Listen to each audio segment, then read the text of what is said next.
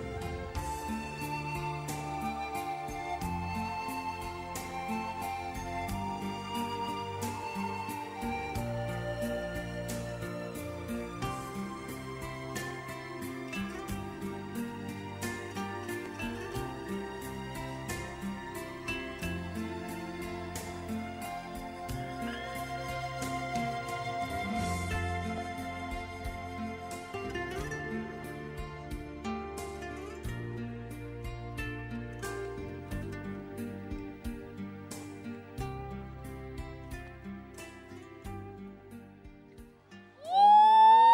ย ก็นางกับมิดยืนแบบจังอยู่ลุมอยู่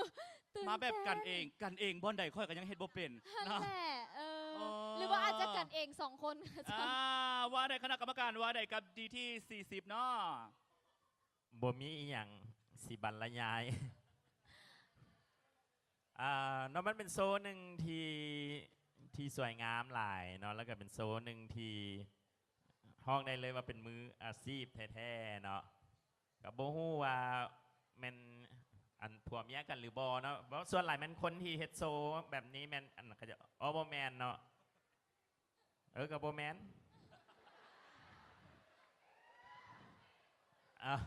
เนาะสวยงามหลายมีแต่ว่าเนาะเขาสิหาเบิ่งรอบต่อไปท่านผ่านเข้าไปเสียวอย่างมาโซให้เขาแต่คันมาโซแบบเก่านี่พวกเขาเนาะก็จะให้คะแนนตั้งแต่ซ้ำเก่าเพราะว่าน้อง เนาะทุกทีมเนาะที่เขาจะมาแข่งนี่แต่ละคนคันมารอบนี้ได้10เนาะรอบหน้าก็ต้องสาว30 40ขึ้นไปเนาะเจ้า ก็มีใจความใจหายน้ำน้อยนึงเนาะแถวทางไทยๆแต่ก็เข้าใจ เพราะว่าอันนี้มันต้องได้ใช้เครื่องเรื่องของการเสื้อมันเสื้อกันและกันเลยแล้วก็ทุกอย่างองค์ประกอบโดยรวม แต่ว่าโชว์เฮ็ดออกมาได้ดีเฮ็ดให้เขารู้สึกว่ามันอ่อนซ้อยแล้วก็แฝงไปด้วยความตื่นเต้นเนาะเฮ็ดให้เขารู้สึกว่าตื่นตาตื่นใจในเวลาที่เบิงแต่ก็คือเจียเว้าเนาะถ้าวันในรอบต่อไปยังมีเพียงแต่2 คนเนาะมาแบบลิ้นแบบซี่นี่ ก็ถือได้ว่าอาจจะเป็นโชว์ที่พวกเขาหาเบิงได้ตามงานทั่วๆไปเขาก็จะคาดหวังไว้สูงอีกว่าจะต้องมีอีกอย่างเข้ามาเสริมมาเพิ่ม ให้ความดึงดูดน่าสนใจหลายกว่านี้ตื่มเนาะมีอย่างจะเว้าเนาะ เจ้าโอ้ยังบนแล้วเนาะยังอีกขออนุญาตเนาะมีแน่นอนถ้าว่าได้เข้ารอบต่อไปเนาะถือว่าผู้รายการพวกเขานี่โบซ้ำกันแน่นอน บางที่หลายท่านอาจจะเห็นเนาะประมาณ 2-3 ปีก่อนเนาะอันไทยแลนด์ก็ทาเล่นนะเราได้ ครับ ทีหนึ่งว่าฉันคอยกาว่าโอ้ตอนนั้นคอยก็เป็นนักแสดงแล้ว แต่ว่าคอยก็อยากเอามารายการที่เราได้ทีหนึ่งนั่นแหละคอยก็อยากเอามาให้พวกเจ้าเห็นถ้าว่าได้เข้ารอบต่อไปสนุกว่ากันโมพานแล้วก็ได้ว่าจบสิ้น ก็ขอบใจ เอา เวทีนี้มันสิยากบนหนึ่งคือ มันสิมีหลากหลายการแสดง แต่ใส่เกณฑ์การตัดสินอันเดียวกัน ดังนั้นสำหรับคอยเองตัดสินจากความรู้สึกล้วนๆรู้สึกอย่างรู้สึกมักรู้สึกประทับใจรู้สึกตื่นเต้นรู้สึกว่าอยากเห็นโชว์พวกเจ้าเธอหน้าอีก อันนี้คอยรู้สึกแล้วตอนนี้ คือ